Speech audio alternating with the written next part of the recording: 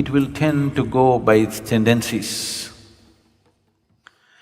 Whatever karmic substance which is still not dissolved, which will form a certain type of tendency, will drive it in certain directions. Certain directions means wherever there is life, and the life is of such a nature that it breeds minimally. For example, a tamarind tree. If you go and watch the other trees, you will see a lot of birds will be sitting for the night's rest. No bird will settle down on a tamarind tree because the level of oxygen around a tamarind tree is extremely low. It may also move in the direction of a yogi who has a certain mastery over his breath because he is not breathing as much as others are breathing. A cobra also has a certain influence on this life simply because it holds its breath for long periods of time.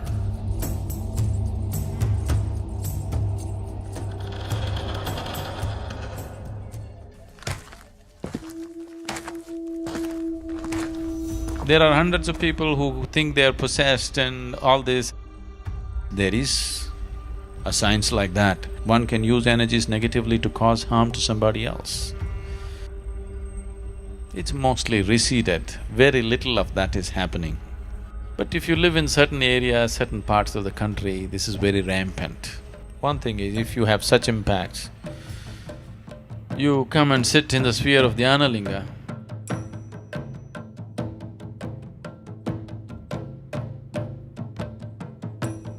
because there are occult dimensions to Dhyana Linga which just nullifies all this. One Paurnami or Amavasya when things are more receptive for you, just one day, just sit there and go, that's all. It gets taken care of.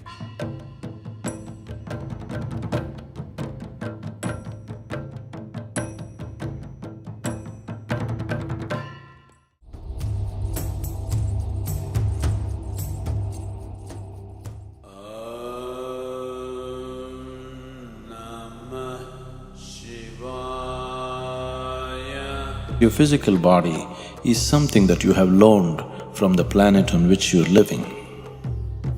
When the time comes, the planet will claim it back. But the other dimensions of you, especially the karmic shell, continues to play. If it is in a certain level of awareness, the disembodied being is in a certain state of pleasantness. It is this that is being referred to as heaven, because they have left their physical body in a certain state of awareness. They enjoy the sweetness at a certain period of time. A holiday, a vacation, before you take on another physical body. Similarly, if people live in certain states of fear, anxiety, anger, in certain states of ignorance, the karmic shell has acquired a certain kinds of unpleasantness about itself. This unpleasantness is what we refer to as hell.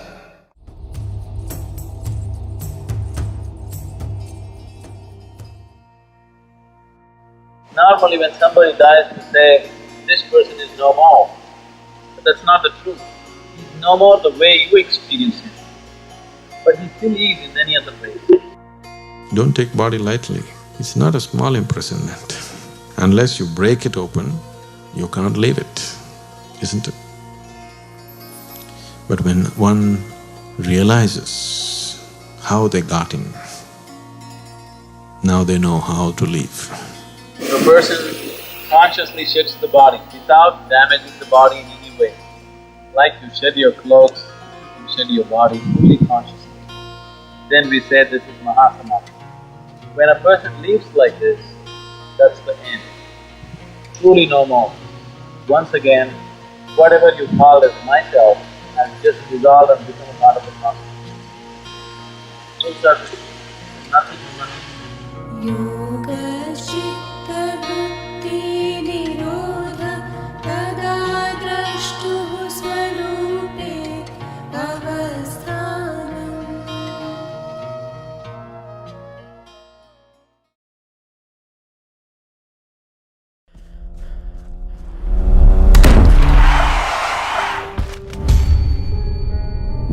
happens to dead people?